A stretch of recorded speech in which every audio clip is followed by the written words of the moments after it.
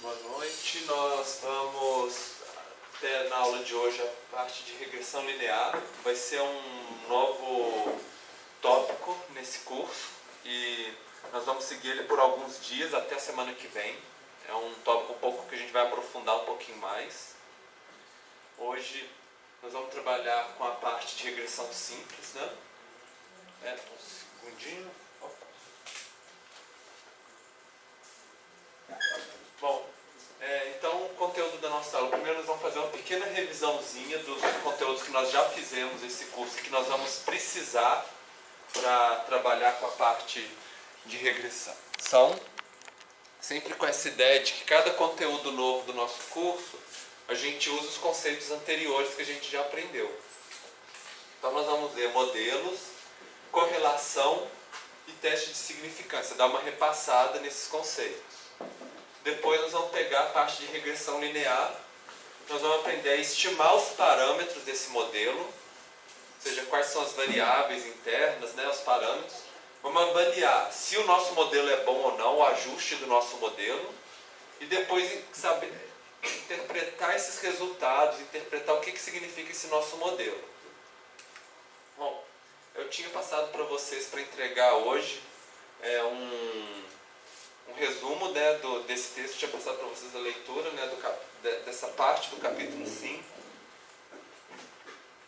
da página 168 a 184. O capítulo ele vai até a página 220, para falar a verdade, mas da 184 em diante é mais a parte prática de como, um exemplo de como fazer no SPSS, né? Isso a gente vai fazer em sala de aula também. Então, mas de qualquer forma, se vocês quiserem tomar como referência na hora de fazer no trabalho de vocês, vocês podem utilizar também essa segunda parte do capítulo também, que é uma boa fonte de referência para vocês, sobre como interpretar cada um dos resultados de um modelo de regressão. Então, começando um pouquinho a nossa revisão, nós aprendemos a trabalhar com modelos, que o modelo ele é sempre uma representação simplificada da realidade, e o modelo, a saída do modelo nunca é certinho o que é a representação real, né? Do objeto que a gente quer ver. Então, a ideia é assim, a gente tem um modelo, e esse modelo, em relação à realidade, ele vai ter sempre um erro, ou uma incerteza associada, né? E a gente pode, inclusive, modelar ou tentar estimar qual que é esse erro, qual que é o tamanho da incerteza do nosso modelo. Então, depois nós vimos que a média pode ser um modelo estatístico. Nós vimos, por exemplo, a média das famílias residentes num bairro, a altura média dos edifícios, PIB médio dos municípios.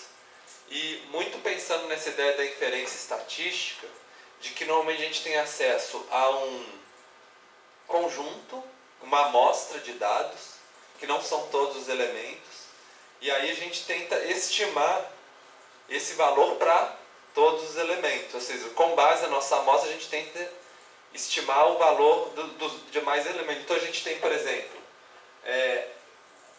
a renda média de algumas das famílias que moram na Moca.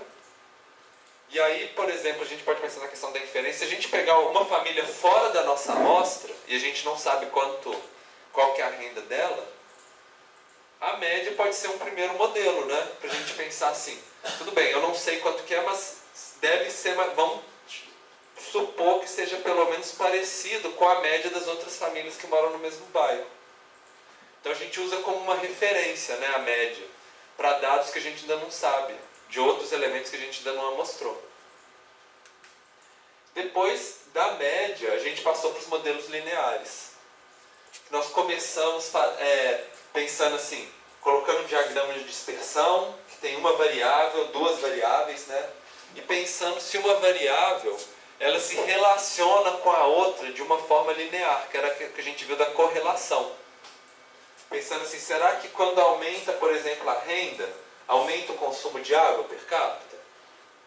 E aí a gente olhando para o gráfico e tentando ver se era uma relação linear, se não era, né? A gente fez isso 2 semanas atrás. E nós chegamos nessa ideia da correlação, que é quanto que um elemento uma variável se relaciona com a outra de maneira linear. Que ela pode ser positivamente relacionada, por exemplo, quando aumenta a renda, aumenta o consumo de água. Ou pode ser negativo, quando uma aumenta, a outra diminui. Suponha, quando aumenta a renda, diminui-se o consumo de água. Ou pode ser também sem relação nenhuma entre as duas variáveis, né? E tem uma fórmula, que é a fórmula do coeficiente de correlação de Pearson, que é justamente para calcular um valor que vai expressar para a gente quão forte ou não é essa relação. E se ela é positiva, no caso, né, ou negativa. O coeficiente de correlação ele é calculado pela covariância dividido pelo desvio padrão. A covariância, se a gente expandir ela aqui nessa outra fórmula, né, a gente vai ver que assim, a gente vai pegando cada elemento da nossa tabela e vai vendo assim, a variável x subtraída da média, por exemplo, supõe que o x é maior do que a média. Será que o valor do y, para esse mesmo caso, também é maior do que a média? Compara o y com a média do y. Se os dois forem acima da média, então a gente vai construindo, né, porque a gente vai somando um por um para cada caso, a gente vai construindo uma correlação positiva. Agora, se quando o x, que é o nosso dado, né, se ele for o elemento for acima da média, mas o y for abaixo da média, aí positivo com negativo a gente vai construindo uma correlação negativa. E se uns forem positivos, outros forem negativos, no final, na hora que a gente somar, vai ficar mais ou menos igual a zero, né? Então vai ser que um não tem muita relação com o outro. Então, ou seja, se os dois aumentam junto em relação às suas respectivas médias, eles são positivamente relacionados. Se eles diminuem junto em relação à média deles, de cada um, eles são positivamente. O n-1 aqui, que são os graus de liberdade, é um pouco a ideia assim. Primeiro, o n é porque a gente depois vai dividir pelo número de elementos. A gente quer saber a correlação média, né? Em geral. O -1 é porque a gente está passando da amostra para a população, né? Por isso tem essa penalidadezinha. E o desvio padrão é porque se a gente não tivesse o desvio padrão, tivesse só a covariância, ele vai estar na unidade de medida dos nossos dados. Se a gente divide pelo desvio padrão, ele fica adimensional, ou seja, a gente mede o nosso R em unidades de desvio padrão, e não mais em reais, em metros cúbicos de água, né? Então, a ideia aqui é da gente padronizar. E quando a gente divide pelo desvio padrão, cria uma propriedade muito interessante, que aí ele fica sempre entre +1 e -1. Com isso, a gente pode comparar, por exemplo, modelos diferentes que têm unidade de medida diferente, amostras em lugares diferentes, em grupos diferentes, porque no final o resultado sempre fica, independente da unidade de medida, de que grupo eu pego, sempre vai dar entre +1 e -1. Que o +1, se der um valor 1, é porque estão perfeitamente correlacionados de maneira positiva, e o -1 perfeitamente de maneira negativa. E o 0 significa que um não influencia o outro. É lógico que muitas vezes vai estar assim, 0,5, que é positivo, mas não chega a ser perfeito, né?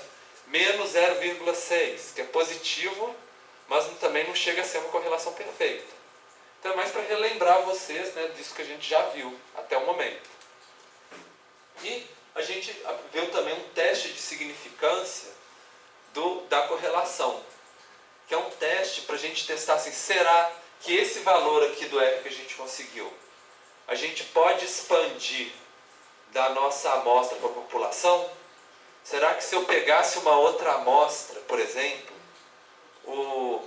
não daria um valor de R completamente diferente, oposto, ou zero, por exemplo, né?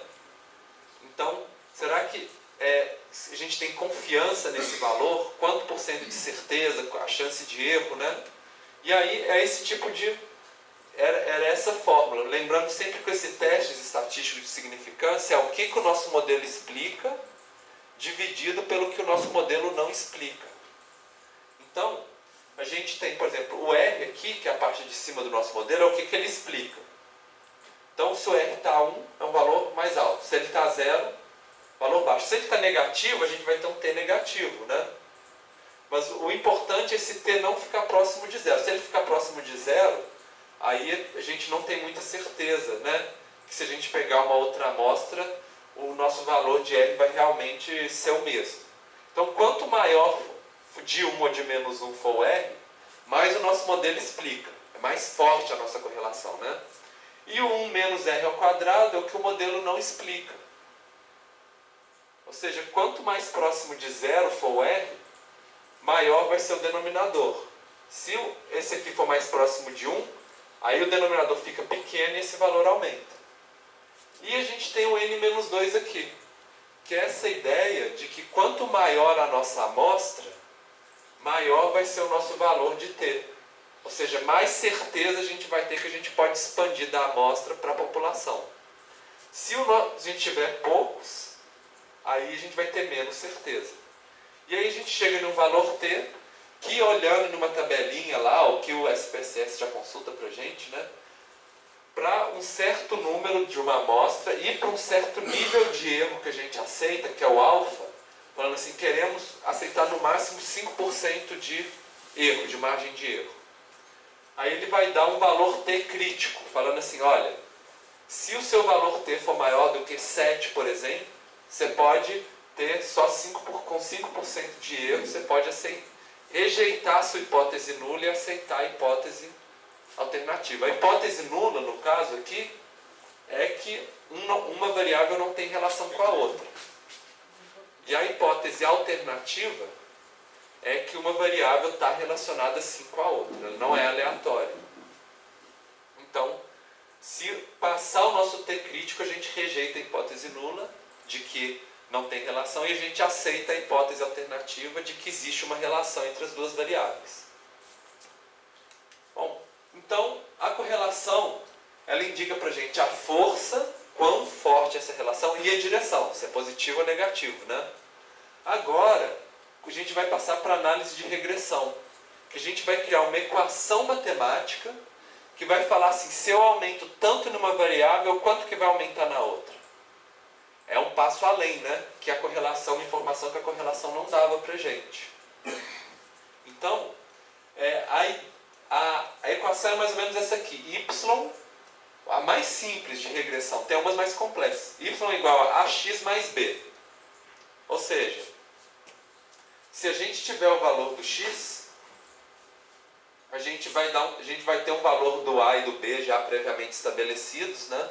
Por exemplo, meio e 3, por exemplo. Aí a gente vai multiplica para cá, soma com o de cá e a gente acha o y.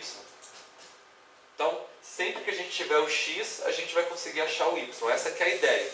Essa é a mais simples. A gente poderia colocar várias outras variáveis, x ao quadrado, mais x2, mais t, não sei o que, colocar um tanto de coisa aqui. Dá para fazer uma equação complexa. Essa é a mais simples de todas que a gente vai ver na aula de hoje. Oi? Equação de uma reta, exatamente. E aí a gente vai dar um nome especial para o y e para o x. O y é a variável dependente e o x é a independente. Por que uma é dependente e outra independente? A ideia é assim, que a gente, no experimento, por exemplo, de laboratório, a gente vai ir variando o x, testando diferentes valores e vendo como que o y varia para cada um desses valores do x. Então a independente é que a gente está variando intencionalmente e o y normalmente é que a gente está avaliando o efeito dessa variação, né? E outras vezes, dependendo do livro, do site, do artigo que vocês forem encontrar sobre estatística, vai ter outros nomes. Às vezes vai chamar dependente de variável resposta, variável saída, mas que é a mesma coisa, né? É a que a gente está querendo prever.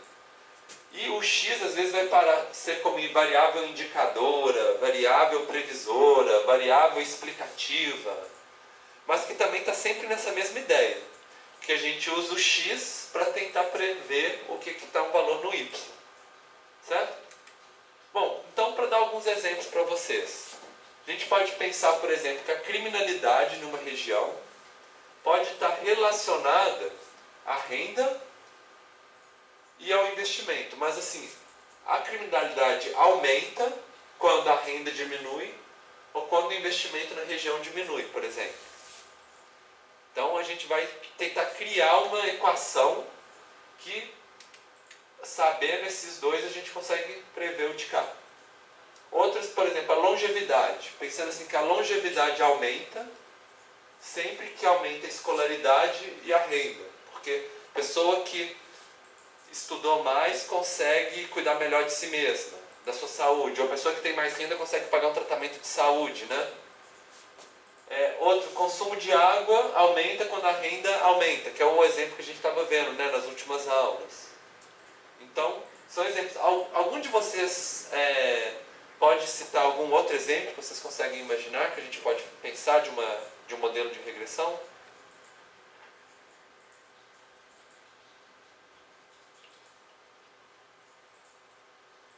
Não? A mortalidade aumenta por maior acesso disso, né? Pode ser também. Aí a gente vai ter que medir um e o outro, né, e tentar fazer uma equação que leva um relacionado ao outro. Alguém tem mais alguma outra ideia?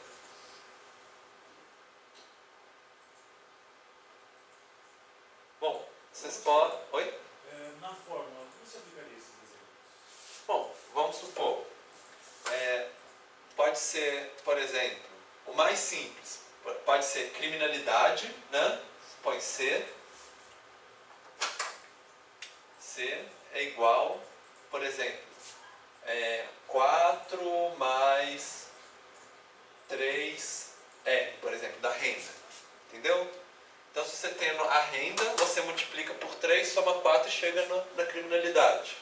Você está dando um exemplo bem simples, nem sei se a unidade de medida daria, né? Talvez aqui vai ser 0,00, aqui vai ser 3, não sei quanto. Mas esse 4 e 3 seria o quê? é a relação que a gente vai ter que construir, né? Para que o valor desse aqui converta na unidade desse de cá. No caso é o X.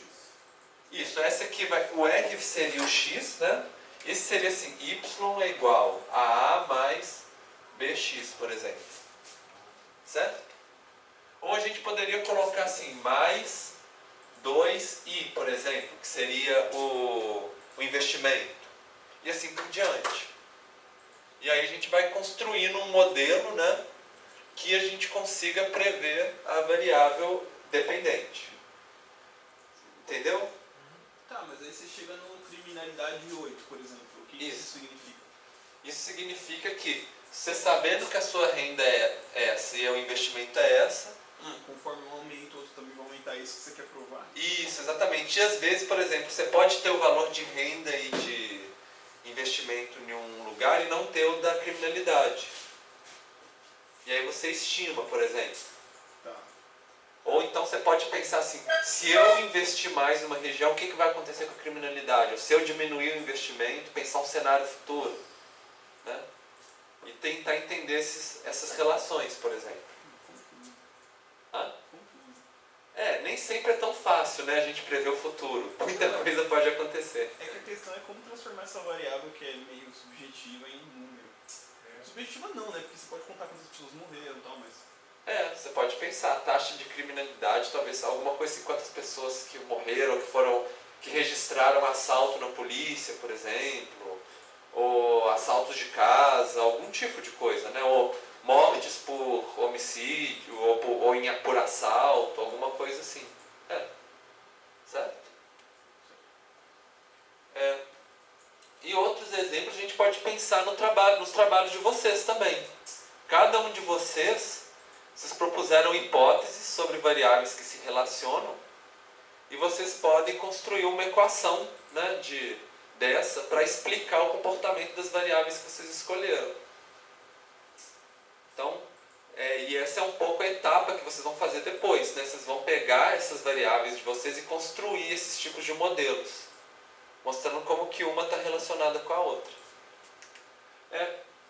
Então, a gente discutiu um pouco já nessa discussão, acho que foi bom, por causa disso mais exemplificado, mas assim, a análise de regressão, primeiro, ela determina como que as duas variáveis se relacionam, né? Criando uma equação, uma função matemática, e ela pode projetar ou estimar o valor da variável dependente, quando a gente sabe da independente. Esse exemplo da criminalidade, né, que a gente discutiu aqui. Agora, algo importante para vocês lembrarem é que sempre o modelo, pelo fato da gente ter uma equação, não significa que tem uma relação de causalidade. E isso a gente já discutiu quando a gente viu a questão da correlação, né? Que a correlação ela não explica a causalidade. Vocês lembram de porquê ou algum caso assim que a gente discutiu? Por que a correlação não implica a causalidade? Tipo do sorvete e dos afogamentos, do aumento da quantidade de consumo de sorvete e aumento dos afogamentos. Isso, e por que um não estava relacionado com o outro? Porque na verdade a terceira variável era o verão. Que estava escondida, né? O terceiro fator escondido, é isso mesmo. Tem outros casos também que a gente viu, né? Por exemplo, a correlação espúrica, às vezes por coincidência duas variáveis estão relacionadas, né? Aumento de consumo de mussarela e de obtenção de títulos de doutorado, por exemplo, né? A gente viu. Ou então, a gente também pode pensar também que o que a equação, o que tanto a correlação quanto a regressão mostram, é que quando uma variável aumenta, a outra aumenta também, né? Só que se uma está realmente causando a outra, a gente não sabe. E tem alguns casos que é difícil a gente falar quem que está causando o quê. Por exemplo, a gente pode pensar, por exemplo, a renda e a educação. Se a pessoa que tem mais educação consegue um salário melhor, ou se a pessoa que tem um salário melhor consegue investir mais em educação, por exemplo, né? Então, às vezes, é difícil a gente falar o que está causando o outro. A gente só consegue entender que eles estão andando juntos. Mas é difícil. E em todos os casos, o modelo ele nunca vai falar para a gente qual é a causalidade. O que vai dar causalidade é o nosso conhecimento externo, né? Então, o modelo fala, está relacionado e a gente, com o nosso conhecimento dos processos que a gente entende sobre o assunto, a gente vai supor que existe uma causa ou efeito em algumas situações. E, bom, o processo para a gente fazer uma regressão, a gente começa fazendo o diagrama de dispersão, que vocês já aprenderam a fazer, né? Que a gente coloca uma variável do lado da outra. E normalmente ele parte de pares de dados. Então a gente tem a linha 1, linha 2, linha 3, para cada um dos nossos elementos, a gente tem um valor para x e um valor para y. E a gente faz a notação na estatística, em matemática, assim, x1 e y1 é o valor de x e de y na primeira linha. Aí o x2 e y2, segunda linha, e assim por diante. E a gente vai usar muito esse tipo de notação aqui para a gente fazer as fórmulas, né? E aí a gente consegue fazer um gráfico. A partir de cada linha dessa vai ser um ponto no nosso gráfico de dispersão. Que seria mais ou menos assim, né? A gente tem, por exemplo, a altura e o peso das pessoas. E aí a gente vê que cada pontinho desse era uma linha aqui na nossa tabela, por exemplo. E aí a gente vê que quanto maior a altura, maior o peso. Eles estão positivamente relacionados, né? E lembrando sempre que a gente está procurando na regressão uma relação que seja linear, ou seja, que a gente olha e a gente consegue supor que existe uma reta passando aqui, né? Seja uma reta positiva ou uma reta negativa também. Por exemplo, a colheita e o preço, né? A questão da oferta e demanda na economia. Então, a gente consegue imaginar que vai ter uma reta passando. Agora, algumas vezes a gente vai montar o nosso diagrama de dispersão e vai aparecer uma curva. Nesses casos, existem alguns modelos mais complexos de regressão que a gente chama de regressão não linear. Mas nós não vamos ver esses modelos no nosso curso, não. O que a gente pode fazer em alguns casos é a gente aplicar uma transformação, seja no x ou no y, por exemplo, elevar ao quadrado ou logaritmo. A função quadrática, isso aí, não é?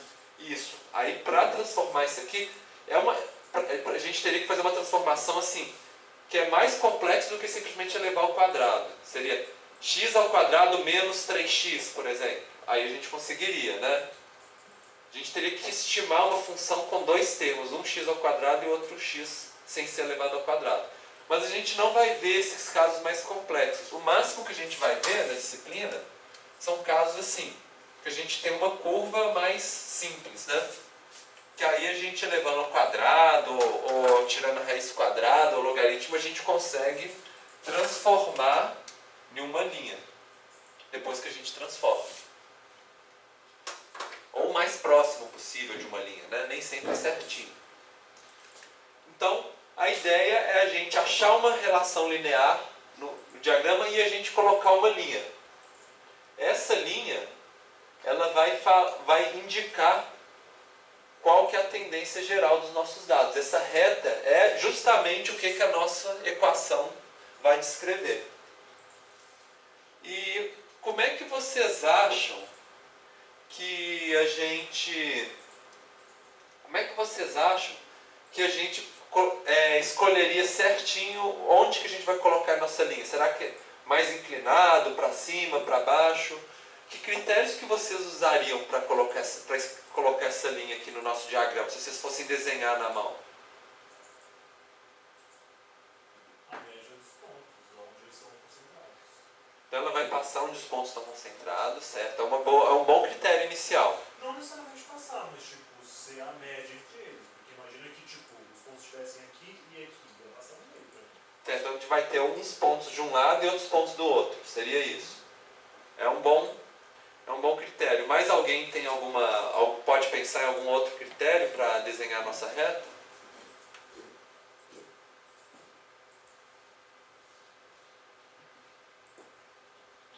Bom, mais ou menos assim... Desvio? Oi? Então dentro do desvio ou fora do desvio? Dentro do desvio, o que você quer dizer com isso, mais ou menos? Até um desvio padrão, outros estão fora. Como assim? 95% das amostras estão dentro e outras estão fora. Dentro de que exatamente? Então, depende do que você vai definir. Abaixo da curva ou acima da curva. Tá. Da curva não, né? Você está querendo assim, que minimizasse o desvio padrão em relação à reta, e seria isso que você está falando? Não, seria tipo, o que está abaixo está muito distante ou fora, e o que está acima está dentro do esperado. Pensando mais no... Qual que é o seu nome? Desculpa.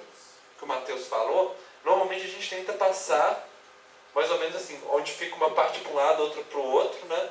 E talvez assim, tentando pegar um pouco a sua ideia, a gente tenta passar de um jeito que a distância até a reta seja o menor possível, né? Ou seja, que a maioria dos pontos fiquem muito próximos da nossa reta. Essa é a ideia, o conceito, né, inicial. E aí a gente pode ver se às vezes inclinando um pouquinho melhor, para cima, para baixo, né? E vendo qual que ajustaria melhor. E pode ser tanto positivo quanto negativo também, né?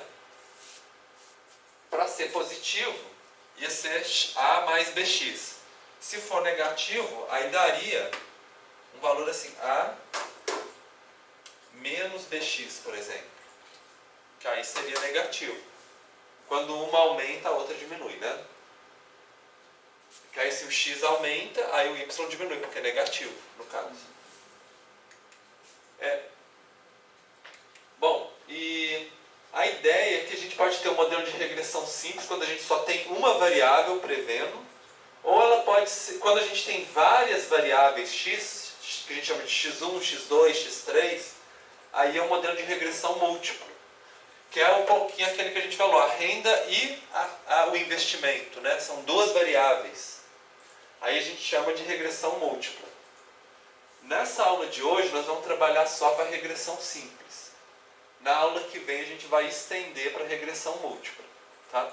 Só para facilitar um pouco na aula de hoje. Então a gente pode fazer a anotação muitas da regressão linear assim. A gente tem um y, a gente coloca um izinho aqui, porque o i é cada uma das linhas. Para cada um dos nossos casos a gente vai ter um valor de y, né? Por isso que tem o izinho aqui. Tem um beta zero, que a gente chama de intercepto, que é o valor, por exemplo, se o x for zero, né?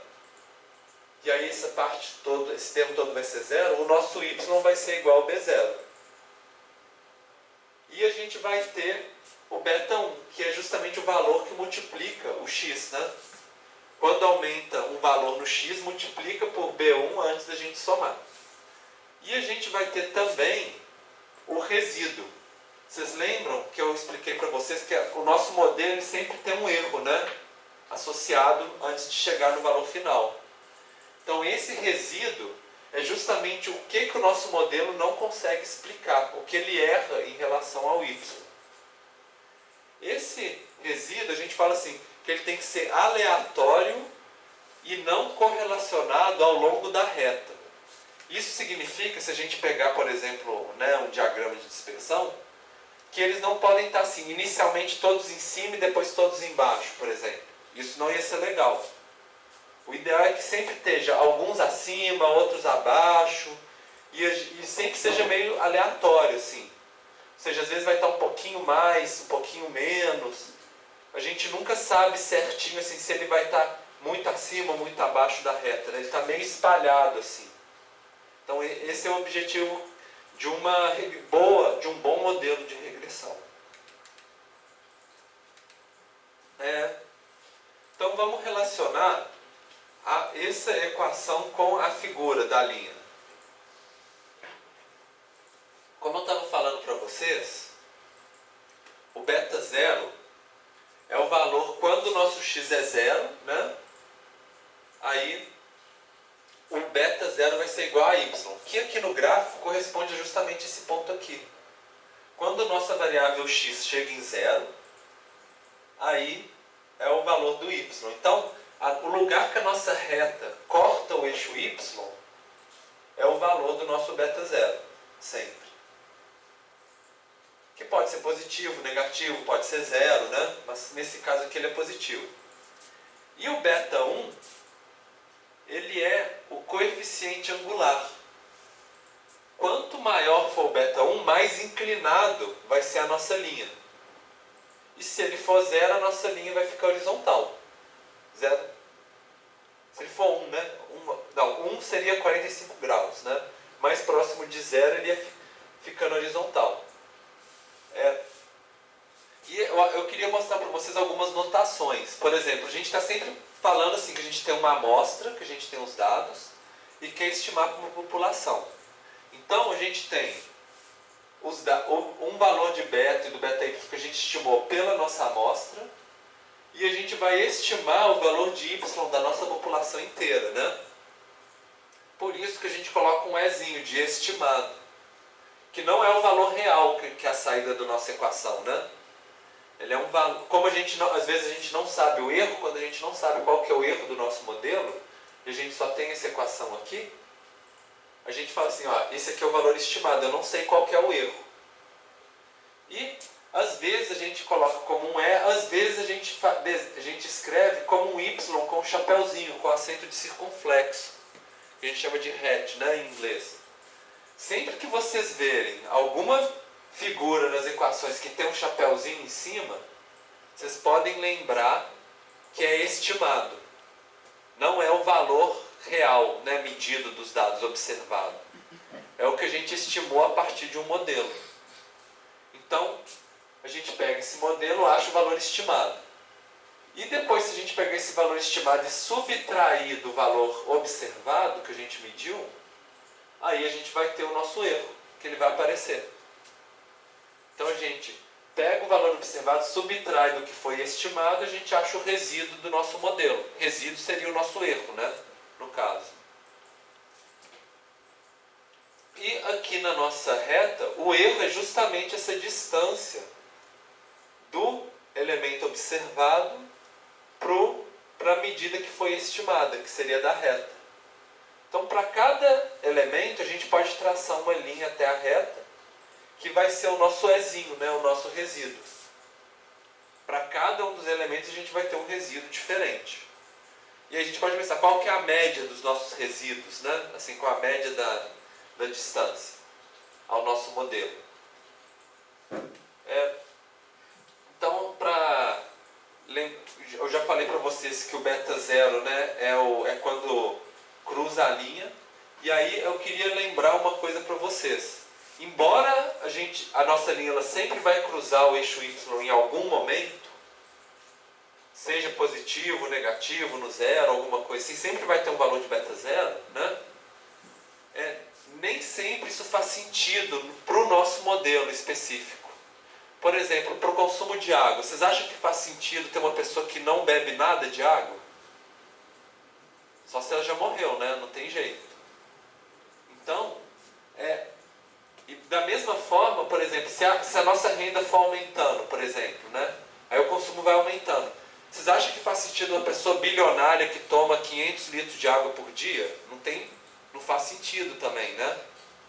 Então, o nosso modelo, ele faz sentido só dentro de um certo intervalo da nossa linha. Esse intervalo, a gente vai ter que saber a partir do nosso conhecimento, a partir dos nossos dados, do nosso bom senso, né? A gente não pode extrapolar essa linha em todas as direções para o infinito, para um lado, para o infinito, para o outro, e achar que o nosso modelo vai sempre funcionar. Não tem jeito. A gente tem que ter um pouco de bom senso na hora de utilizar os nossos modelos, né? Principalmente se os nossos pontos, por exemplo, estão daqui até aqui, normalmente a gente vai tentar estimar, usar o nosso modelo para onde a gente tem dado, né? Se a gente vai além dos nossos dados, já tem uma incerteza muito maior, porque a gente não tem informação, né, se continua se comportando assim, a partir daqui ou a partir daqui, por exemplo, né? Além disso, o beta 1, a gente pode pensar que a definição do beta 1 é o seguinte: quando eu aumento uma unidade no x, quantas unidades eu aumento no y? Então, vamos supor que o nosso beta 1 é 1,5, por exemplo.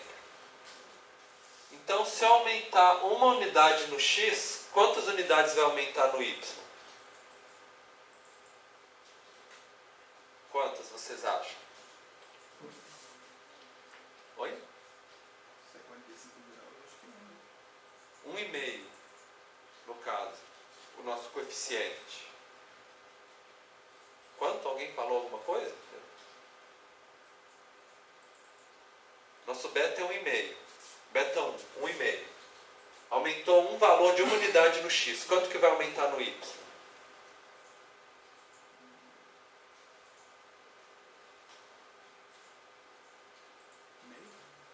1,5.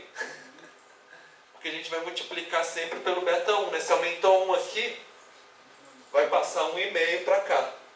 Se o beta 1 for meio, por exemplo, significa que se a gente aumentar uma unidade no x, vai aumentar meia unidade no y. E assim por diante. O beta é sempre isso. Quantas unidades vai aumentar no y se a gente aumentar uma unidade no x? Esse que é o sentido do beta 1. Né? Bom, e aí a gente já brincou assim, como que a gente desenharia a nossa reta, se a gente fosse desenhar meio no olho assim. Mas agora nós vamos estudar como que a gente calcula matematicamente qual que é a reta ideal.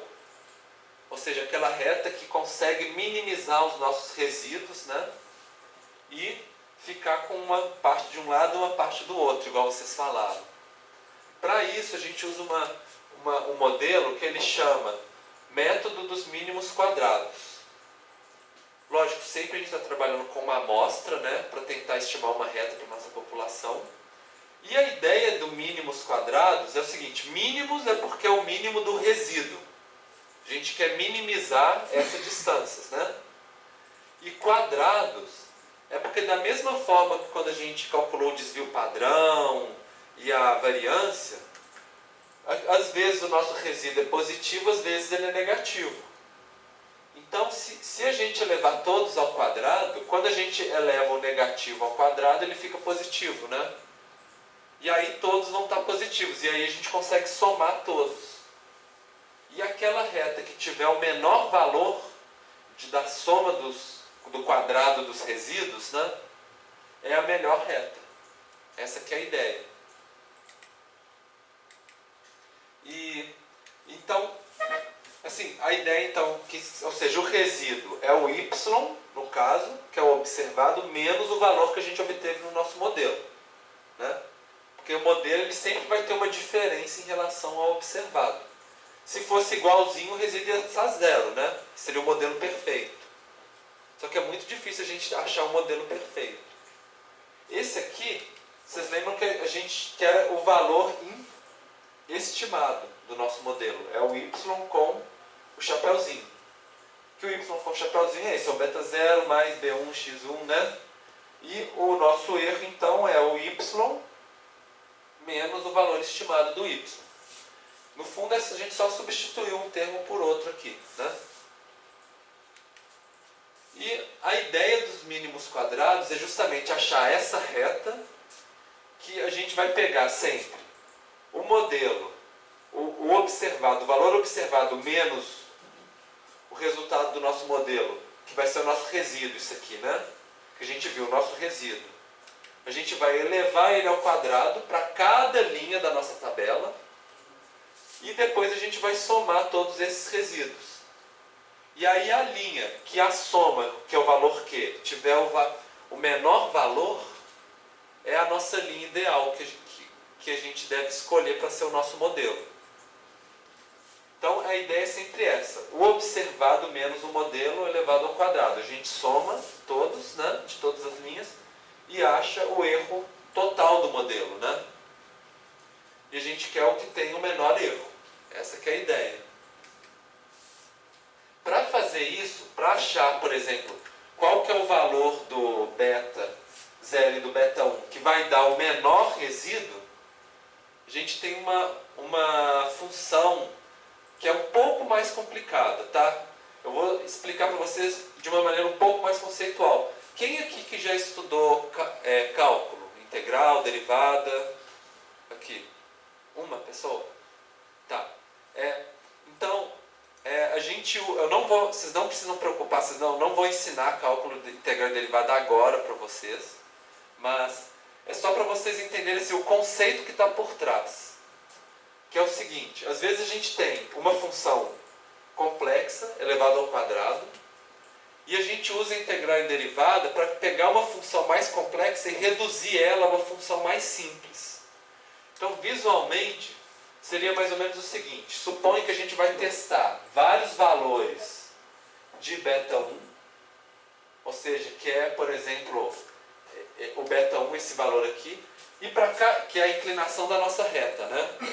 Para cada inclinação a gente vai calcular qual que é o valor dos nossos resíduos, do quadrado dos nossos resíduos. E aí supõe que dá uma reta mais ou menos assim, uma curva, né? Desculpa, mais ou menos assim. O ponto ideal do nosso beta é justamente aquele onde está um valor mais baixo, ou seja, menos erros, né? No final das contas. O que a gente faz com a integral e com a derivada, a gente vai pegar essa curva e a gente vai transformar numa equação que é uma reta. E aí essa reta vai passar certinho no lugar onde ela está com o menor valor. Assim a gente consegue encontrar o menor valor, ou seja, o valor do beta 1 que vai dar o menor erro possível, o menor valor do Q. Esse é um dos usos possíveis de integral e derivada. Eu não vou entrar em vocês assim, como que eles derivaram, como que eles transformaram uma equação na outra, mas no final, quando a gente faz isso tudo para achar o menor valor, a gente chega nessa equação aqui embaixo. Que é o seguinte, o beta 1 estimado, ou seja, aquele que gera o menor erro, se a gente for pegando cada uma das linhas nossas, ela vai ser isso. A gente vai ter que pegar o valor do x, subtrair da média, multiplicar pelo valor do y subtraído da média, somar cada um deles e depois dividir pelo valor de cada x menos a média elevado ao quadrado. É muito interessante que esse aqui é muito parecido com a fórmula da covariância, né? Que vocês já viram. Lembra? Quando um aumenta, será que o outro aumenta? Quando um diminui, será que o outro diminui, né? Dividido pela variância total, para ficar padronizado. É interessante a gente pensar nisso aqui, porque, na verdade, o beta 1 está muito relacionado com a correlação entre as variáveis, né?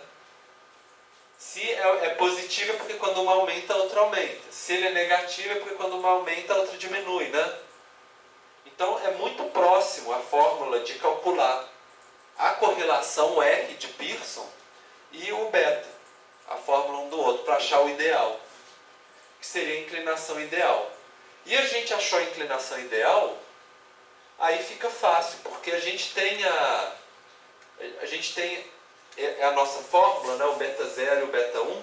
Se a gente achou o de K e a gente tem o valor do x e do y, é só a gente substituir os valores que a gente acha o de K. Se a gente, por exemplo, só mudar o lugar na equação, passar esse para cá e esse para cá, a gente vai ter essa fórmula aqui, ó. Beta 0 vai ser o y menos o beta 1 vezes x. E aí, no caso, a gente usa a média dos valores de y e de x, porque aí a gente acha o melhor valor em média, né? Pro nosso beta 0. E aí a gente acha o melhor valor para o nosso beta 0.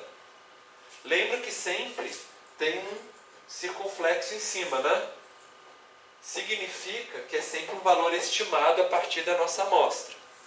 A gente não sabe se é realmente o valor real da população inteira. E aí a gente achou o beta 1, achou o beta 0 e a gente vai e cria a nossa equação a partir dele. Então, a gente pode fazer uma comparação agora entre a correlação linear e a regressão linear. Correlação vocês já viram, regressão a gente está vendo nessa aula. Primeiro, nenhuma delas tem algumas semelhanças. Nenhuma delas determinam causalidade. A gente já discutiu isso, né? Mas elas dão umas pistas para a gente, né? A partir do momento que a gente vê que uma variável está muito relacionada com a outra, aí a gente começa a pensar, será que não tem uma relação de causalidade? Vamos investigar isso, ler sobre o assunto, observar o caso, investigar, né? E as duas podem ser testadas estatisticamente. Ou seja, da mesma forma que a gente faz o teste T para correlação, para saber se a gente pode expandir da amostra para a população com uma margem de erro, né? A gente também pode fazer um teste muito semelhante para regressão também, para saber se a gente pode expandir o nosso modelo da nossa reta da amostra para a nossa população. A correlação ela identifica se as duas variáveis têm uma relação linear. Já a regressão ela vai determinar a equação já. Então não é simplesmente se elas têm uma forma linear e se é forte ou fraco. Ela vai dar os elementos, né? O beta 0, o beta 1. Vai dar mais elementos que a gente permite a gente conseguir fazer uma predição, ver se a gente aumenta outro, quanto que aumenta da outra, né? Só que com isso também, com mais poder, vem mais responsabilidade também, a gente fala, porque como é um modelo mais complexo, tem uma chance maior da gente usar ele de maneira errada também. Então, como a correlação é mais simples, a gente fez o teste T, deu que a gente pode aceitar, a gente pode usar. Já a regressão, e isso é um tema que a gente vai ver na próxima aula, não é só você fazer o teste estatístico. Depois a gente tem que fazer várias análises dos resíduos para saber se a nossa regressão é confiável ou não. Pode ser que o teste estatístico deu ótimo, mas por causa dos resíduos, a maneira que os resíduos estão dispostos, seja uma regressão que engana a gente e dá uma resposta que a gente não pode generalizar para a nossa população. Então é um pouco mais complexo, então a gente tem que entender mais desse modelo antes de simplesmente usar ele à torta e à direito, né? E então vem essa pergunta, como que a gente pode avaliar a qualidade do nosso modelo? Como que a gente pode avaliar se a nossa reta de regressão ela é boa ou não para explicar os nossos dados? Então, esse aqui é um exemplo. A gente tem um diagrama de dispersão, que a gente tem a largura do pulso pela largura do quadril, que normalmente parece estar relacionado, né? Cada pontinho desse é um valor. E a gente tem duas linhas aqui. Primeira linha, essa linha aqui a gente viu na primeira semana de aula, que é a média dos nossos dados. Então, se a gente tirar a média dos nossos pontos todos, a gente consegue criar um modelo, né? Que é esse modelo da média. E a outra que a gente já viu também, que é a nossa regressão. linear, que está um modelo inclinado, né? Uma linha inclinada. Olhando para os nossos dados aqui, para o nosso gráfico, visualmente mesmo, qual modelo que vocês acham que é melhor para estimar os nossos dados? A média ou a regressão? Por quê? Ela toca em mais pontos do que a média. Aham. Ela está mais próxima dos pontos, né? Seria. Então, muito da avaliação do conceito que eu vou explicar agora em diante na aula é baseado nisso, nessa comparação de uma regressão com a média. A gente pensar assim, o quanto que a nossa regressão é melhor do que uma média para a gente estimar os nossos dados. A média é a nossa base de comparação. E aí, se igual você falou, a reta está mais próxima dos dados, então ela pode ser melhor do que a nossa média. E o quanto que é isso, quantitativamente, é o que a gente vai começar a explicar. Para isso, vamos pegar, por exemplo, um dos pontinhos, que é esse pontinho que está aqui. Vocês estão vendo que ele tem um resíduo, né, em relação aos dois modelos, tanto em relação à regressão quanto em relação à média. Vocês acham que o resíduo deles em relação à regressão é maior ou menor do que em relação à média? Oi? Menor para a regressão, né? Porque a distância dele até a reta de regressão é menor do que a distância dele até a média, não é isso? Então, para esse ponto, parece que o nosso modelo da regressão é melhor, né? E a gente poderia fazer isso para cada um dos pontinhos também. E ver se, em média, né, o nosso modelo da reta é melhor do que o da média. É interessante que a gente vai chamar cada pedaço dessa linha aqui com um termo diferente. Primeiro, vamos falar que o nosso modelo é a regressão. Essa linha do ponto até a nossa reta de regressão é o que a gente chama de desvio não explicado pelo modelo. É o erro, né, o resíduo do nosso modelo. O y que a gente observou menos o que a gente estimou, né? Que é o nosso resíduo, o nosso erro. Já esse lado de cá, o desvio total, é o nosso observado menos a média, que é isso aqui tudo, né? E a gente tem o que a gente chama de desvio explicado pelo modelo, que é a distância entre a nossa reta e a nossa média, que é justamente esse pedacinho de cá, aqui. Vocês estão vendo que o resíduo mais o que não foi explicado, ou que for, assim, o resíduo que é o que não foi explicado, mais o que foi explicado, né, que é o desvio que o nosso modelo explicou, a soma dos dois vai dar o desvio total, que é o desvio em relação à média. E a gente vai usar esses termos agora o tempo todo na aula. Desvio total, desvio explicado pelo modelo, desvio não explicado pelo modelo. Então vamos ver, a gente pode, por exemplo, separar essas relações aqui em 3 gráficos. A gente tem o nosso desvio em relação à média, que vocês já aprenderam quando a gente estava calculando desvio padrão e variância, né? Lembra que era sempre o desvio em relação à média? E a gente somava o quadrado dos desvios, né? Então, esse aqui. E a gente tem o desvio em relação à nossa reta de regressão. Cada linha em relação à reta de regressão, né? E a gente vai ter o desvio explicado pelo modelo, que é para cada uma dos pontos, a gente vai ter uma linha, que é a linha entre o modelo de regressão e a reta. E aí, se a gente soma esse aqui com esse aqui, a gente vai achar esse aqui, né? Que é o que a gente fez, soma esse com esse, e aí a gente acha o total. Então a gente decompôs, né, cada um dos termos aqui da nossa equação, a gente decompôs em 3 gráficos diferentes.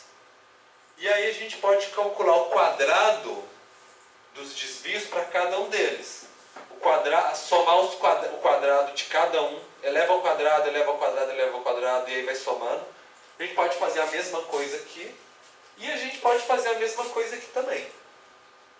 Todos eles a gente consegue fazer o quadrado e depois somar, né? E achar qual que é a distância, quais que são essas distâncias. Bom, então a gente vai ter isso, né, que eu falei. O não explicado pelo modelo, o explicado e o total. E como a gente tem várias linhas na nossa tabela, a gente vai transformar nessa equação aqui. Para cada elemento, cada linha da nossa tabela, eu vou pegar o resíduo, que é o observado menos estimado, e elevo ao quadrado. Pego o valor do observado menos a média, elevo ao quadrado. E aqui eu pego o valor estimado menos a média, elevo ao quadrado. Cada um desses é um desses 3 gráficos aqui, né? A gente vai fazer para cada pontinho dele.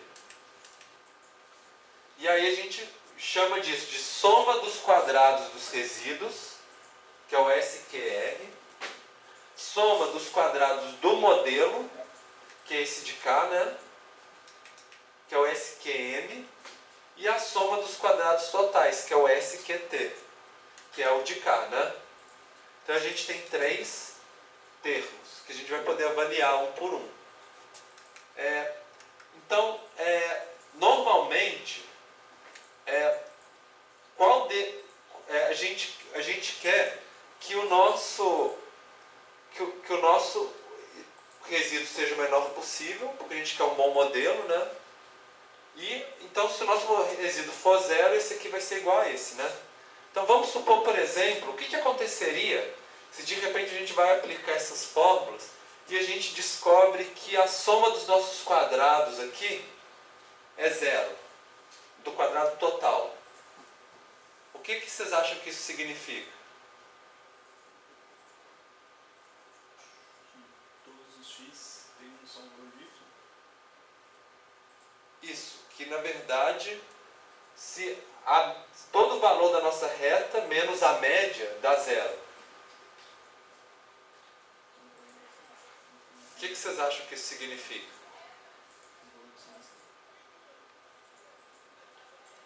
Você subtrai o y da média do y e o valor dá sempre 0, a soma total. Zero? Oi? É 0, então. Isso, 0 o quê? O y é 0, então. Nem sempre, pode ser que a média do y seja 1, por exemplo. E aí, toda vez que você diminui, 1 menos 1 vai dar 0.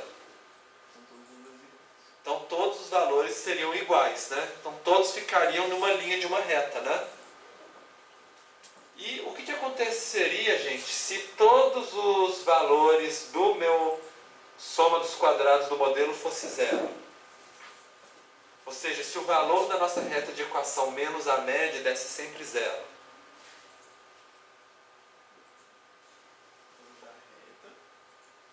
Menos a média dá sempre 0. O que vocês acham que significa? Eu acho que os pontos estariam todos alinhados. Ali, não necessariamente. Horizontalmente. Horizontalmente, exatamente. Porque a nossa reta ia ser igual à média, né? Sempre. Então seria uma reta horizontal. Seria uma reta totalmente horizontal aqui, né? E se o nosso resíduo for 0? O que significa? Que o modelo é perfeito, que todos os pontos vão cair em cima da nossa reta, seja a inclinação dela qual for, né? Então é mais ou menos isso. E, bom, o que a gente quer normalmente, que a gente estava conversando, é que o nosso resíduo seja 0, então.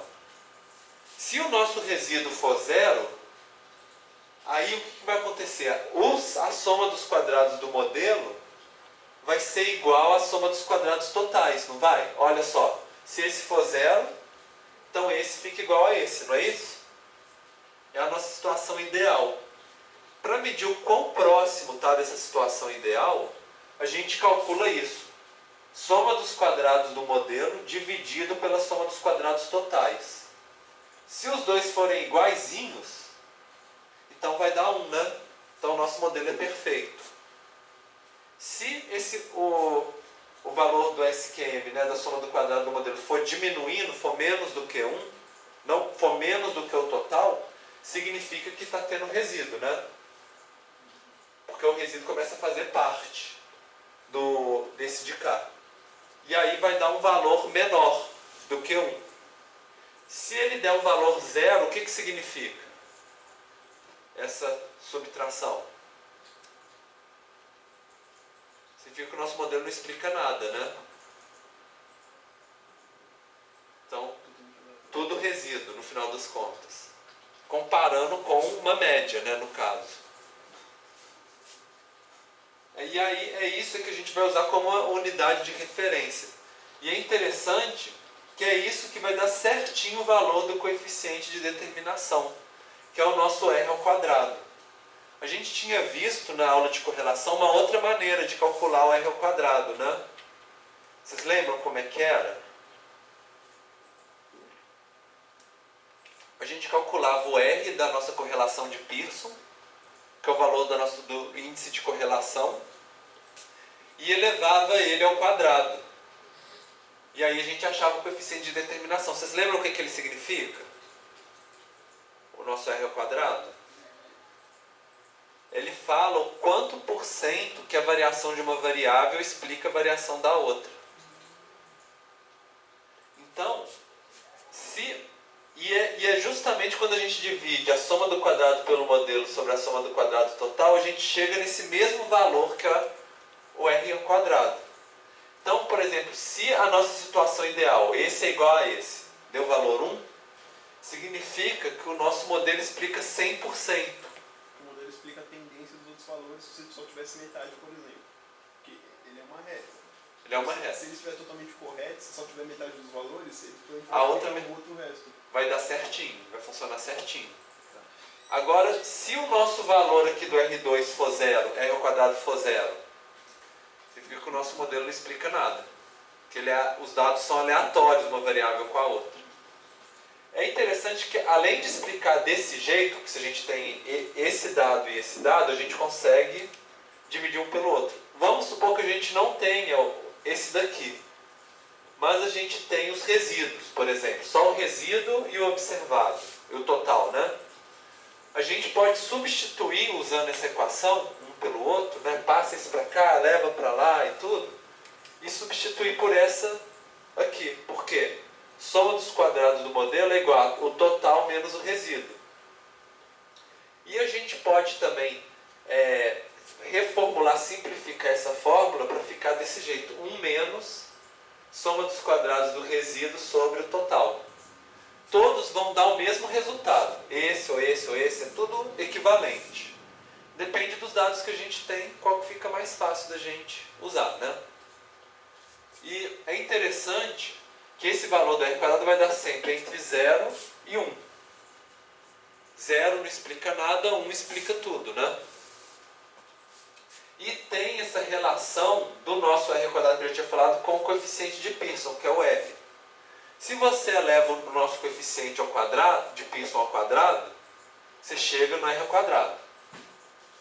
E agora, se a gente tem o R ao quadrado, a gente pode tirar a raiz quadrada.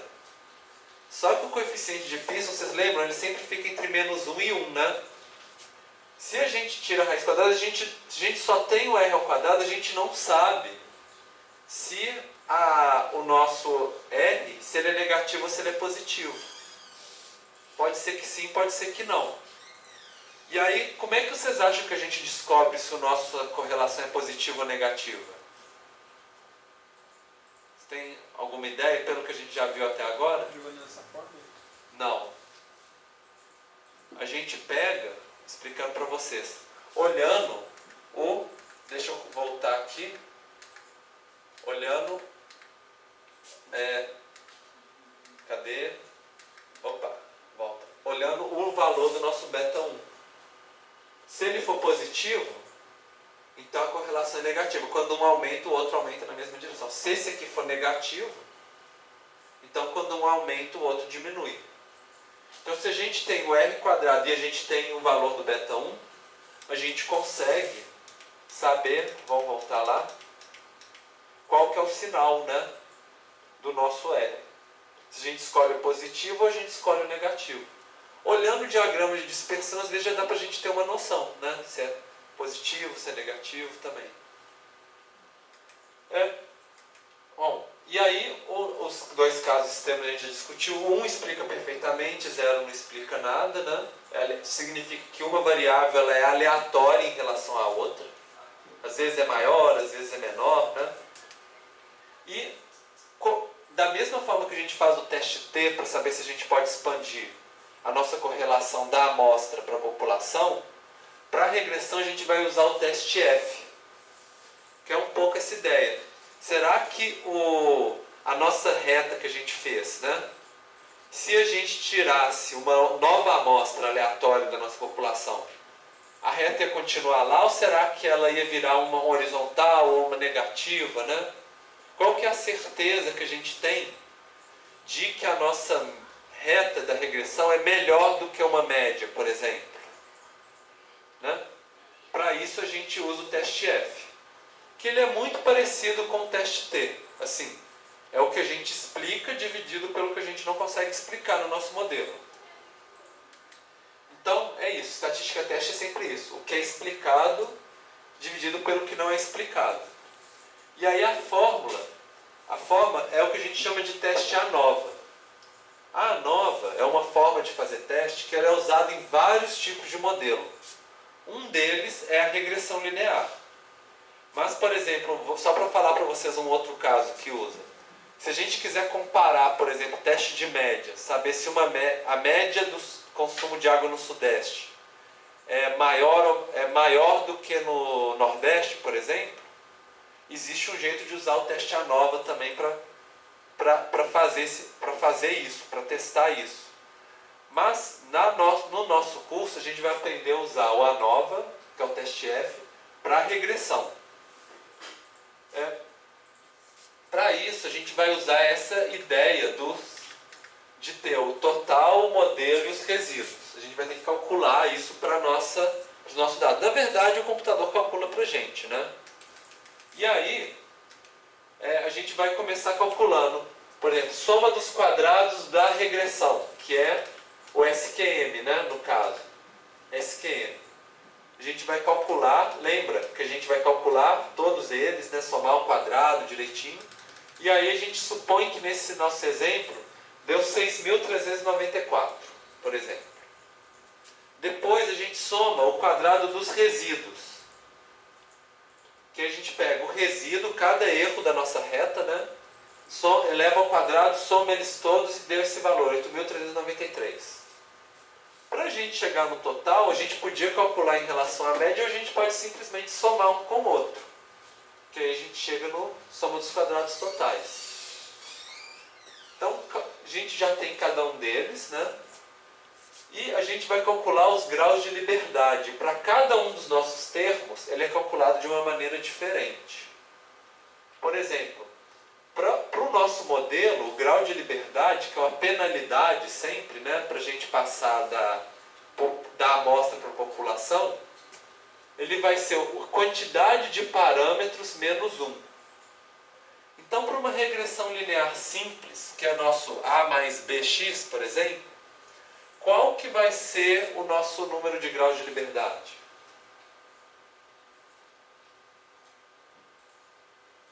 Pensa, gente, quantos parâmetros a gente tem aqui para estimar? 2, o A e o B, né? O beta 0 e o beta 1.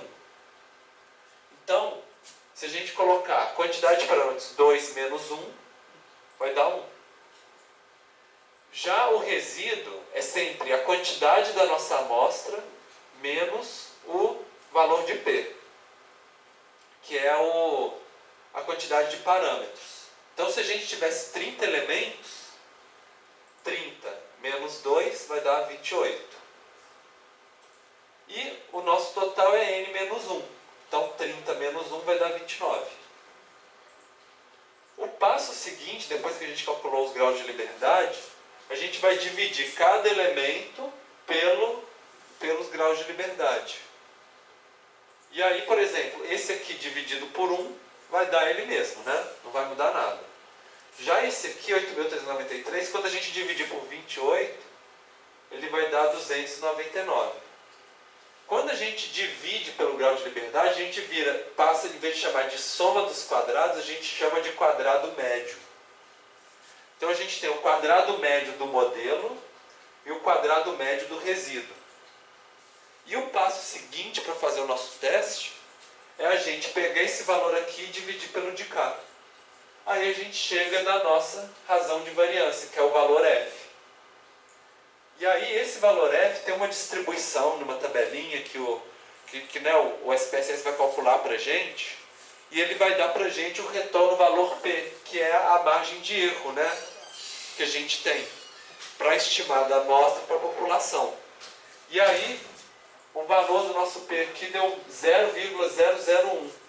Vocês lembram como que interpreta esse valor P?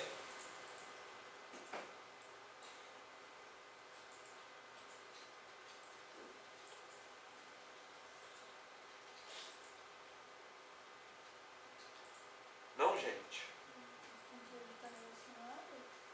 O P é a questão da porcentagem de certeza que a gente tem de erro, né, no caso. Então isso aqui significa que tem 0,1% de chance de estar errado, né? O que esse teste está tentando verificar é o seguinte: o quanto que a nossa regressão é melhor do que uma média. Então, vamos pensar que a gente tem uma hipótese nula e uma hipótese negativa. A hipótese nula é o seguinte: a média é melhor do que a nossa regressão. Se o valor de P deu 0,001, significa que a gente tem 0,1% de erro de que a gente pode rejeitar a nossa hipótese nula. Ou 99,9% de certeza, né?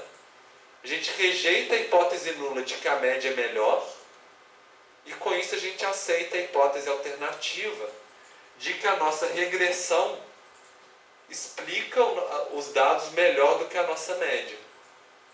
Que é um pouco aquela ideia de que a nossa regressão ela explica o nosso dado melhor do que a média. Se a gente falhasse nesse teste, né, aí talvez era melhor continuar usando a média, por exemplo. Ou a gente preferia não opinar se qual que é melhor, por exemplo. E a ideia que eu falei para vocês é sempre assim: variância explicada pelo modelo pela que não é explicada, né, do teste estatístico. Então a gente tem aqui a variância que é explicada pelo modelo e a não explicada, que é o resíduo. Então é sempre isso: quanto maior for o quadrado médio do modelo, maior é o nosso valor. Quanto menor for o resíduo, maior é o nosso valor, né? A gente quer um valor de estatística alto, para a gente ter mais certeza. Significa que a gente tem mais, o nosso modelo é melhor, né? Além disso, o que acontece, por exemplo, se eu aumentar a quantidade de parâmetros, gente? Se em vez do A menos BX, a gente colocasse mais CT, por exemplo. Aumentou para 3 parâmetros. O que vai acontecer com o nosso teste, com os nossos valores?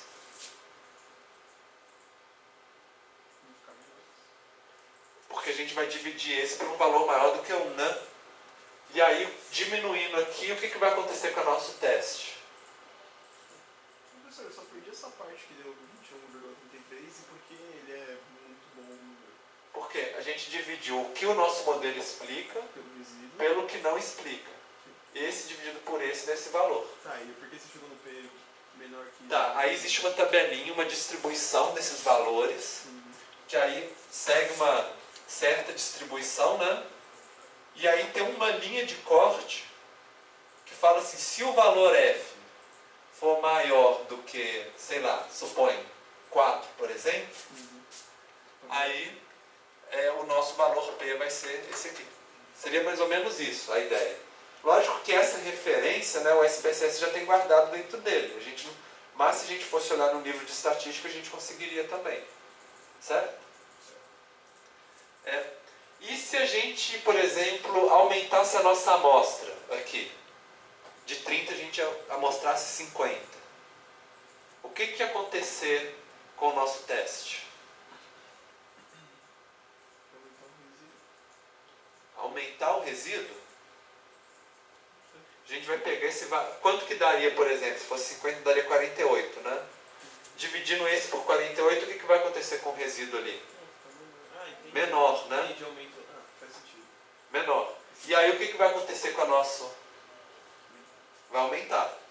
Então, quanto maior for a nossa amostra, mais certeza a gente vai ter de que a gente pode expandir para a população. Certo? Essa questão dos parâmetros aqui que eu falei para vocês é porque é o seguinte: quanto mais complexo for o nosso modelo, mais termos, né, vai diminuir a nossa certeza. Então o que a gente quer normalmente é um modelo bem simples, com muitos dados, que tenha muito pouco resíduo, né, que explique muito bem e que tenha muito pouco resíduo. Se possível, bem inclinado, porque quanto mais inclinado, maior vai ser o nosso quadrado médio dos modelos. Se ela for muito horizontal, de repente vai ficar igual da média, né? Então não precisa usar. Quanto mais inclinado, menos resíduo, mais elementos e mais simples a nossa equação, mais certeza a gente vai ter no final. Vai dar um valor mais alto aqui. Bom, e a gente tendo esses três termos aqui, a gente consegue calcular o nosso R ao quadrado, que a gente já viu, né? Pega esse aqui e divide por esse de cá. E aí a gente deu um valor, 0,43. O que significa o 0,43, gente?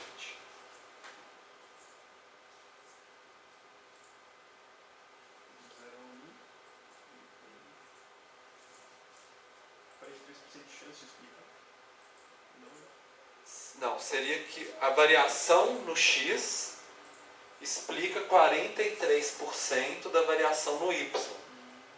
Nosso modelo ele explica 43% a mudança, né, entre as duas variáveis. Mas isso é ruim, o número é baixo? Olha, falar para você assim, depende muito da área, da área que você está atuando. Se você estivesse fazendo experimento de física, química ou biologia, o pessoal está muito acostumado a ter 98%, 99%, porque você controla quase tudo, né?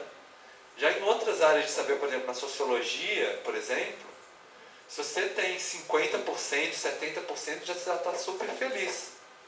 Porque você tem certeza que tem muitos outros elementos influenciando os seus dados que você não está incorporando no seu modelo. Então, é lógico, a gente quer sempre que seja alto, né? Que o nosso modelo seja bom. Só que nem sempre isso acontece. A gente tem que ser humilde, né? Com o que a gente consegue modelar também, em cada tipo de área de conhecimento. Então, assim, tem as hipóteses que eu estava falando para vocês. Eu coloquei o H0, normalmente é o que a gente chama de hipótese nula. Eu coloquei o ro do Papai Noel, né, só para vocês lembrarem um pouco mais da memória de vocês. E o H0, não, o HA, HE, H1, por exemplo, é a hipótese alternativa ou experimental. Então a hipótese nula é o seguinte: todos os nossos parâmetros são iguais a zero. Significa que é melhor usar a média, né? Já a hipótese alternativa, pelo menos um dos parâmetros da nossa equação é diferente de zero. Então é melhor usar a nossa equação do que a média, para a gente inferir os dados do nosso modelo. E é sempre o quadrado médio no modelo dividido pelo erro, né? A gente compara com o valor crítico. E se esse valor crítico, que a gente, né, tem tipo a distribuição, passou do valor crítico, a gente rejeita a hipótese nula e aceita a hipótese alternativa de que a gente pode utilizar com tanto por cento de certeza, né?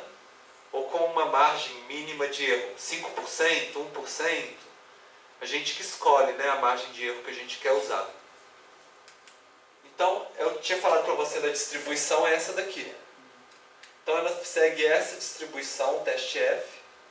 E aí tem uma tabelinha falando assim, para essa quantidade de parâmetro e essa quantidade de elementos na nossa amostra, o valor crítico para 5% de erro é 4,2, por exemplo. E aí você usa esse 4,2. Se passou, aí você fala, tá? O valor P é a gente consegue rejeitar a hipótese nula. Essa que é a ideia.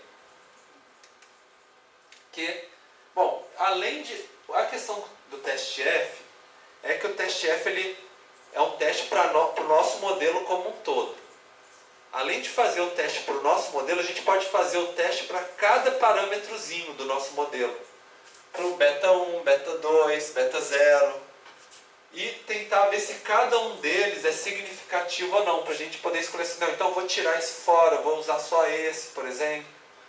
E aí, a ideia é fazer um teste T igual ao da correlação, só que para cada coeficiente. Por exemplo, o beta 1, por exemplo, né? Pensando que o beta 1 é esse daqui, que multiplica o x, né? A gente vai testar se a inclinação do beta 1 é zero, porque se a inclinação do beta 1 for zero, a gente usa a média, não usa mais a regressão. Para isso, a gente faz um teste de hipótese. Por exemplo, se a gente pegasse várias amostras, por exemplo, a gente estima que se a gente pegasse várias amostras, cada vez o beta ia ficar um pouquinho diferente. Às vezes tira uma, fica um pouquinho maior, um pouquinho menor. E a gente coloca um limite crítico falando assim, se a gente tiver um valor de beta 1 que está acima desse valor aleatório, por exemplo, só pega os últimos 2,5%, por exemplo. Aí a gente pode ter certeza, dentro com 2,5% de erro, né, de que esse valor que a gente pegou do beta 1, essa inclinação da nossa reta, não é aleatória. Entendeu? A ideia é que quanto maior for a nossa inclinação, de repente menor vai ser a tendência dela ser aleatória, que é aqui no meio. E o negativo é a mesma coisa, né? Se fosse uma reta negativa, quanto mais inclinada, ela tenderia a ir mais para cá. E a ideia é essa, a hipótese nula é que o nosso beta 1 é zero, que seria o meio aqui. E a hipótese alternativa é que ela é maior ou menor do que o zero, ou seja, ela é diferente de zero. Para a gente fazer isso, a gente vai ter que fazer uma estimativa. Lembra que essa é a equação, né? Beta 0 mais beta 1 vezes x.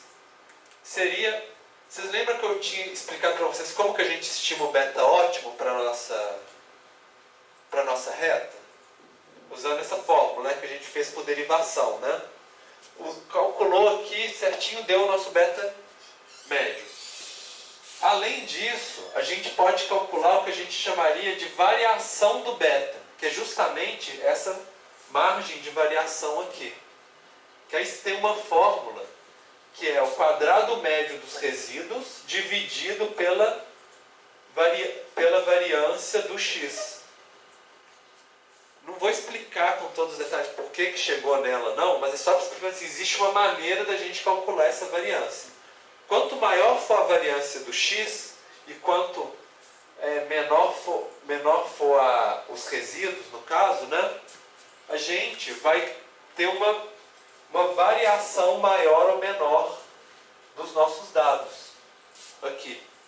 E quanto maior for a variação, mais difícil a gente provar, né, fazer o teste. Quanto menor, aí a gente consegue achar o valor crítico mais fácil. Então seria mais ou menos essa ideia. É um pouco que a gente viu com aquele cálculo que a gente viu no início da disciplina do erro padrão, não sei se vocês lembram. Que a gente tinha várias amostras, né? E a gente calcula uma margem de erro do nosso valor. Além da gente inferir qual que é o beta 1, a gente infere uma margem de erro para um lado ou para o outro, né? Pode ser que o nosso beta 1 ele tenha 95% dos casos esteja mais para um lado, mais para o outro, né? Mais ou menos assim. E aí a gente faz uma distribuição estatística, que seria mais ou menos fazer a nossa distribuição aqui. Que a gente usa, se a gente tiver menos do que 120 dados, a gente usa a distribuição T de Stilden. Se a gente tiver mais de 120, a gente usa a distribuição normal, porque uma equivale à outra.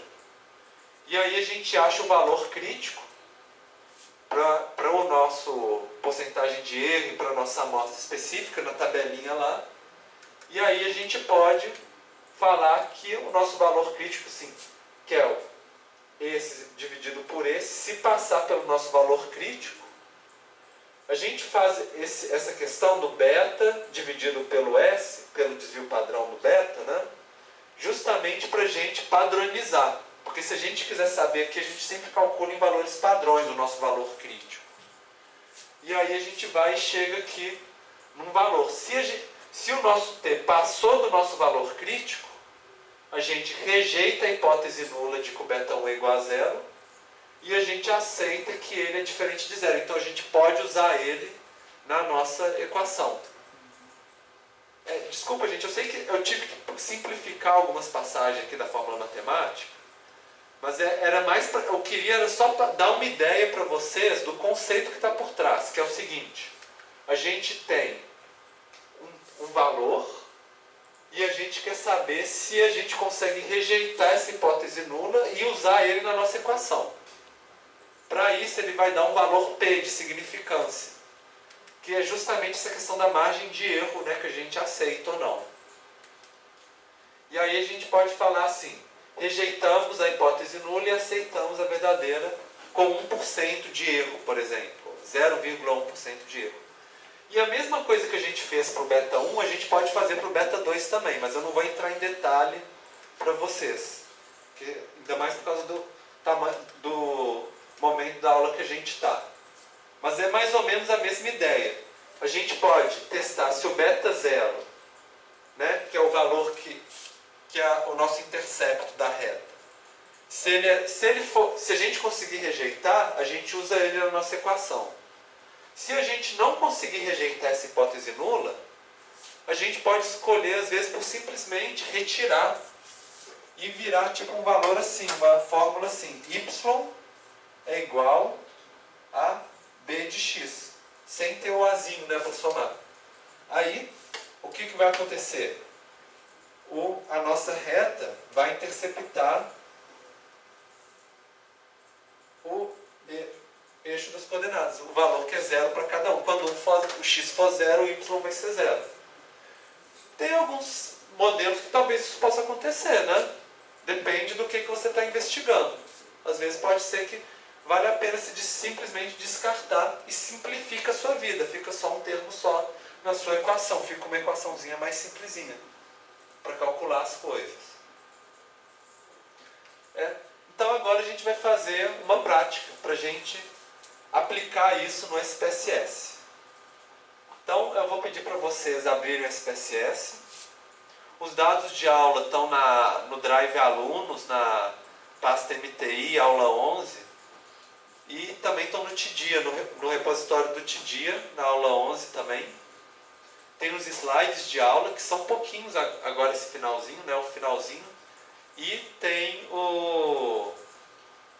também a base de dados. Se vocês já usaram, é a mesma base de dados do SPSS que a gente utilizou nas aulas anteriores. Então, se vocês por acaso tiverem nos computadores que vocês sempre sentam, né, e tiver já essa base de dados, o de água e renda, né, consumo de água e renda, vocês já podem abrir ela de uma vez, então, também. Eu sei que essa aula foi meio aprofundada em termos de matemática, né? Vocês não precisam decorar nenhuma das fórmulas, vocês não vão utilizar manualmente essas fórmulas. A ideia é só para mostrar para vocês como que esses valores são calculados. Para vocês não pensarem assim que é um número mágico que aparece de repente, né? Mas o que vocês realmente vão precisar fazer para a disciplina e para o trabalho, né, que eu vou esperar de vocês, é que vocês peguem o resultado da regressão e interpretem. Falando assim, o que significa o nosso beta 1 e o nosso beta 0? Né? Será que a gente que o nosso modelo de regressão é melhor do que uma média? O que significa o nosso coeficiente de determinação, R quadrado, né? que foi resultado do nosso modelo? Essas coisas vocês vão precisar saber. Então, assim, a gente fez mais agora no finalzinho da aula e agora a gente vai repetir isso no SPSS. Então é importante, sim, vocês prestarem atenção agora para ver se vocês vocês vão conseguir refazer isso, por exemplo, no trabalho de vocês, né? Se vocês tiverem alguma dúvida, aí vocês levantam a mão, a gente discute aqui. Então, todo mundo conseguiu abrir a planilha? Então vocês vão abrir e a gente vai nessa opção, analisar regressão linear no SPSS, no menuzinho lá em cima. Então a gente tem, e aí, indo lá analisar regressão linear, vai aparecer essa janelinha para vocês. Essa janela tem várias opções que a gente vai explorar mais na aula que vem. Para esse momento, a gente vai só designar uma variável dependente e uma independente. A dependente é o consumo de água per capita total. E a independente é a renda per capita de 2010, que é o exemplo que a gente tem trabalhado ao longo da disciplina. Então, jogou um para cá, jogou outro para lá. Se a gente quisesse fazer uma regressão múltipla, a gente colocaria várias aqui. Que aí ele colocaria a influência de cada uma delas na variável dependente. Uma fórmula mais longa, né?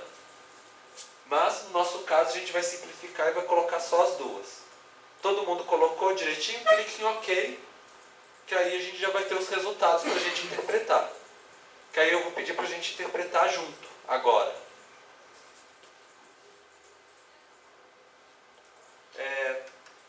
Todo mundo já conseguiu visualizar o resultado aí? Então vamos ver a nossa primeira tabela. Dê uma olhadinha no que ela tem aqui. A gente tem um modelo só, porque teria uma opção da gente comparar vários modelos, né? A gente mandou gerar um só. A gente tem o valor do R, que é a correlação de Pearson, o R quadrado, né? Vamos manter só nesses dois por enquanto. O que significa uma correlação de Pearson R de 0,601?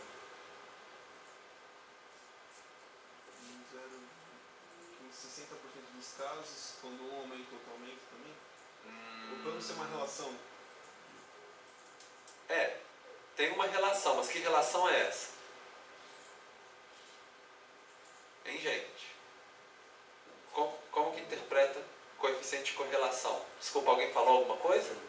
O eixo x e y estão relacionados de uma forma que eles estão mais próximos a se cruzarem positivamente.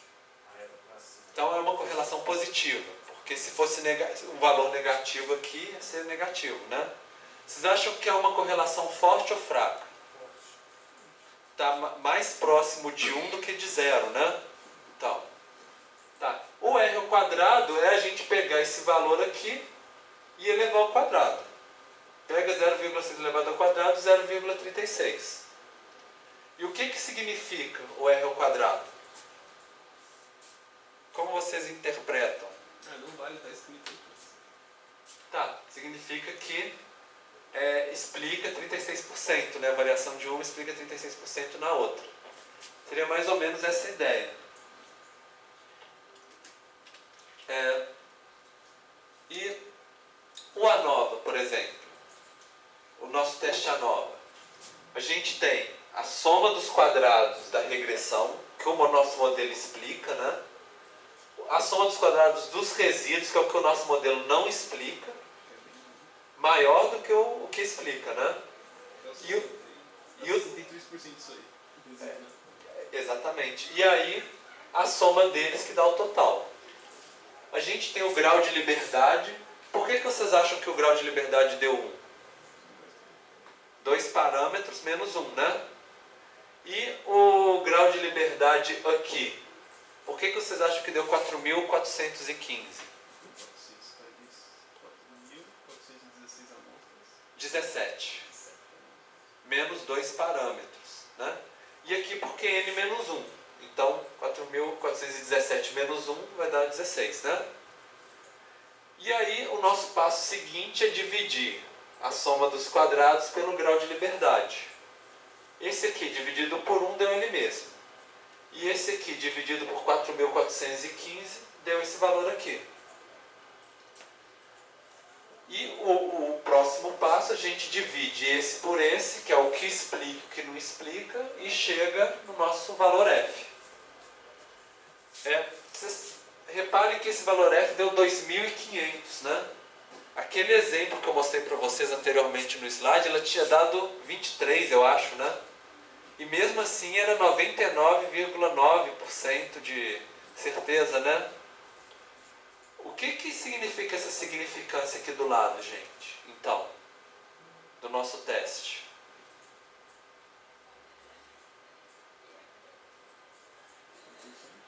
Oi? 100% de certeza.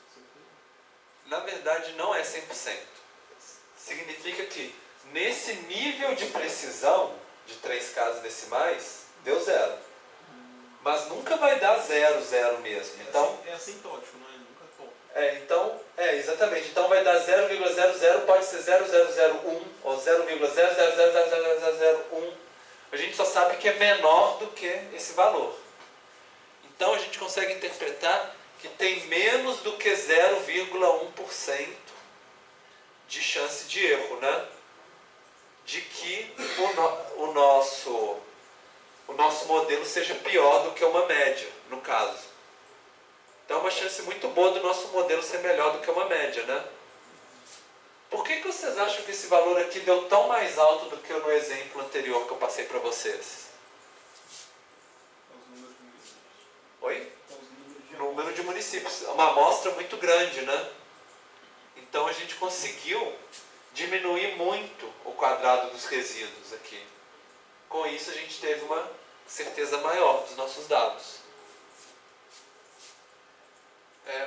Bom, então, e agora o último quadro para vocês analisarem é o de coeficientes. O de coeficientes, só para lembrar vocês, o beta 0 e o beta 1, né?